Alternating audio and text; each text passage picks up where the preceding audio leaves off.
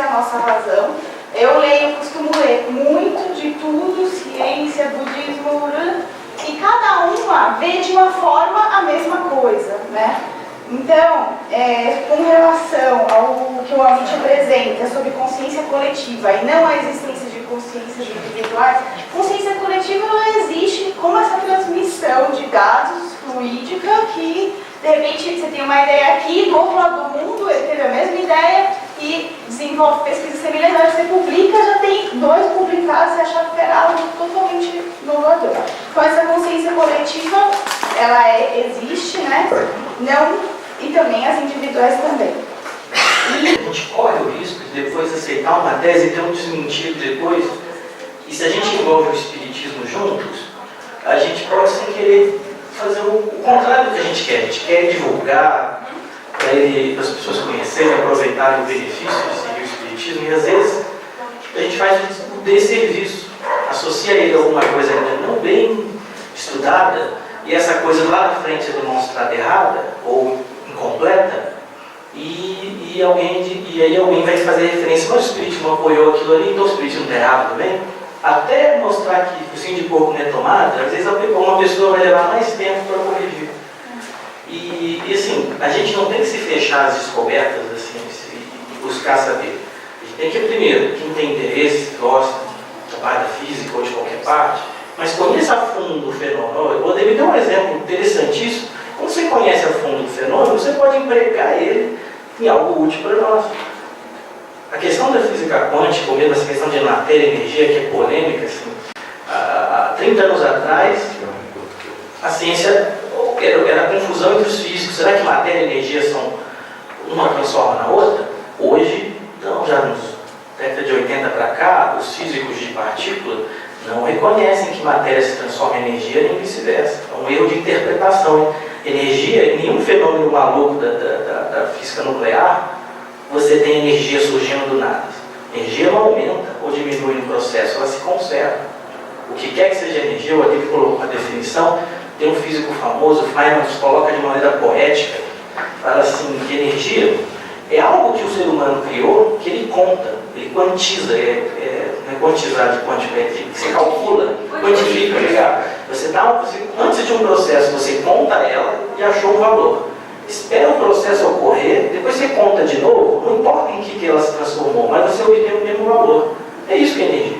Energia não é um ente físico real, mas sempre tem mais. A física moderna, o desenvolvimento da física nuclear, trouxe fenômenos que levantaram essa dúvida. E aí os cientistas, analisando isso, esclareceram esse ponto, matéria se transforma em matéria de outro tipo, não em energia. Então isso aí já ajuda. A gente tem que tomar um cuidado de sair dizendo, mas é energia, no passo a gente transmite energia. Mas em que sentido? O fluido é energia? Porque transmite o fluido é o fluido espiritual, que quer que ele seja na sua... Não, sim, o detalhe que você leu, porque a gente precisava ler para ver exatamente o que é dito. Mas sabe uma coisa que outro dia eu vi pessoas comentarem, que você talvez tenha ouvido falar também, de teletransporte. Os físicos estão usando o fenômeno local para fazer teletransporte. Será? Aí a gente lembra do filme lá do... Como é que era? Guerra das Estrelas, Jornada das Estrelas, que o Spock sumia aqui e aparecia lá o Spock lá. Só que o teletransporte, que usa o tal fenômeno da física não local, é o seguinte: do lado de... Você gera um sistema, por exemplo, de 2 partículas, por exemplo, só para entender o conceito. Faz uma ir para cá, outra para cá. Com essa daqui, você faz ela interagir com um átomo ou com um sistema que está no estado. Assim que interagiu, do lado de lá, a partícula de lá vai colapsar para um outro estado. E usa essa informação para gerar um átomo com a mesma propriedade daqui. Você não está transmitindo a matéria daqui para lá. A informação é que você está sabendo do fenômeno, usando para reconstruir o átomo lá. Ou seja, o Spock está desmaterializando, entre aspas, né, aqui, mas está sendo construído com a matéria presente do lado de lá um outro corpo. Então não é um transporte material.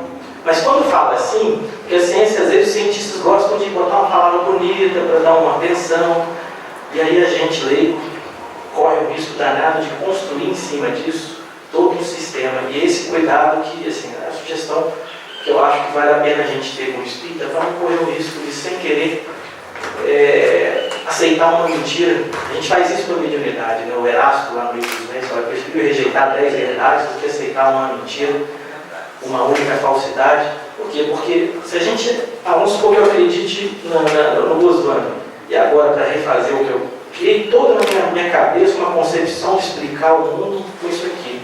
E aí, para entender o Espiritismo que diz que é diferente? Vai ser um trabalho mais difícil. Né? É só esse cuidado que eu sugiro. Mas não de a gente não investigar, não procurar. Um colega nosso, o Alexander, professor em Juiz de Fora de Medicina e Psiquiatria, ele mandou para a gente uma referência, eu não tenho ela de cabeça, mas o Kardec, numa revista espírita, em algum lugar, faz menção que um dia alguém vai descobrir uma física dos fluidos espirituais. E a gente acredita, logicamente, sem dúvida, que por ser um elemento material, há de ter leis que regem o comportamento, a estrutura. Mas como a gente faz isso? Fazendo analogia direta e saindo aí, aceitando? Não, a gente tem que ser científico, tem que usar os nossos métodos de física para tentar chegar a isso. Mas a física ainda nem reconhece direito o fenômeno. Então, assim, sugestões como a Demis fez hoje, eu acho super válida, que a gente vai no fenômeno, registra ele com algo material, e a partir disso faz as perguntas seguintes, e assim caminha a ciência, eu acho, por aí. Quem mais gostaria? A Cléria, por favor. Na verdade seria... Usa ali, por favor, para ajudar a registrar aqui.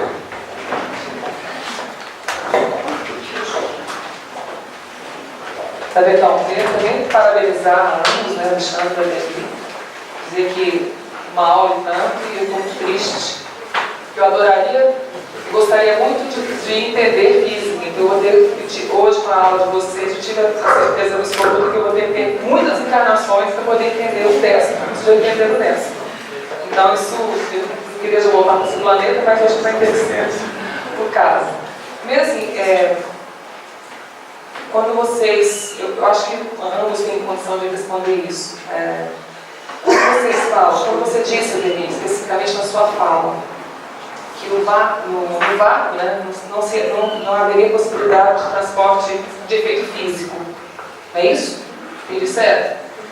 Aí eu também lembrei que a luz também não se propaga no vácuo. Não, não se propaga. Se propaga no vácuo? O som, desculpa. O som se propaga no vácuo. Aí você já lembrou muito bem. Quando você tira o ar, o som, que é uma coisa totalmente invisível também, ele não se propaga. Então, como o fenômeno ele tem uma outra parte material, muito provavelmente, se eu variar a pressão em torno do médio, para que eu não possa colocar um médio num vácuo absoluto, sai imóvel.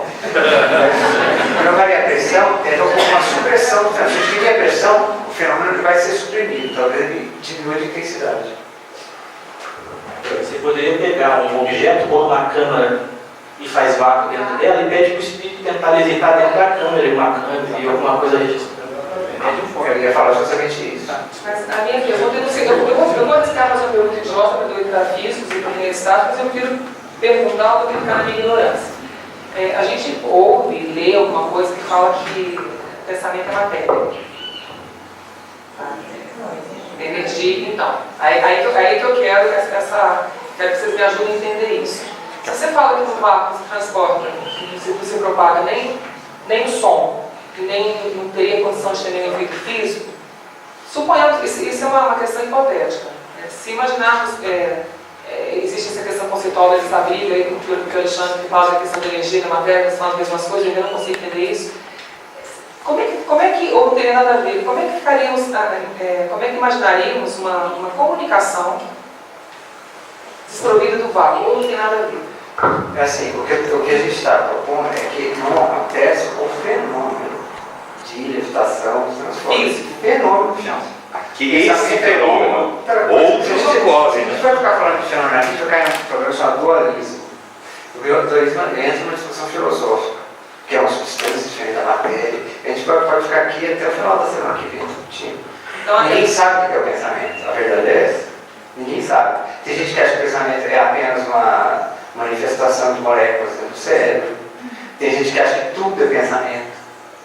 Né? Tudo é pensamento. Tem gente que fala que pensamento é matéria. Exatamente, tem gente que fala que pensamento é matéria. Mas assim, desde que descrever essas coisas, vamos começar aos poucos estudar estudar esses fenômenos, porque é a partir do fenômeno que a gente começa a construir a ciência. Não é simplesmente jogar, né? Jogar e empurrar, isso aí, um monte de gente não acredita, isso aí já era, século XIX, isso já passou, não é verdade isso, os fenômenos estão aí. Né?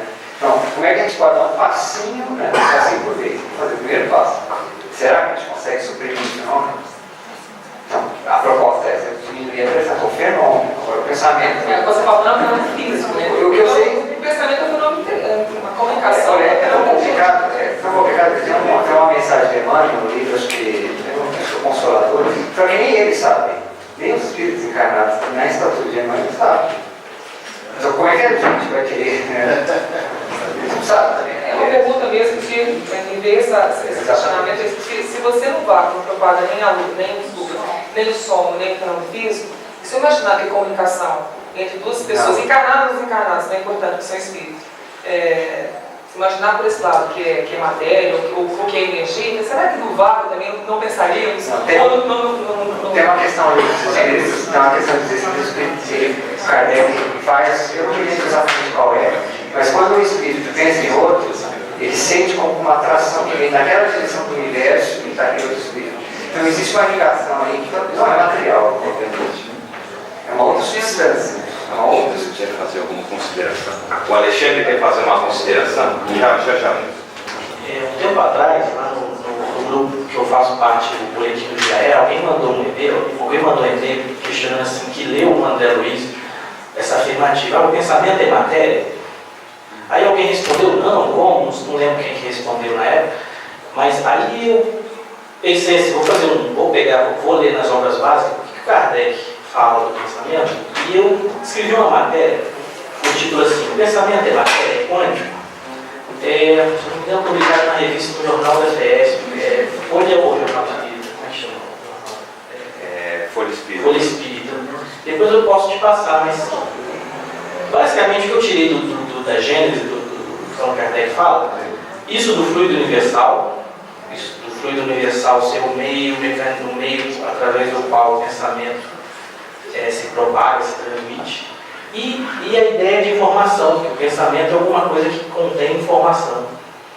Ele não é só, ele não pode ser só algo, essa onda, ou o que quer que seja essa substância, mas ele também contém agregado a ele a informação que está associada ao que a pessoa pensou, sentiu.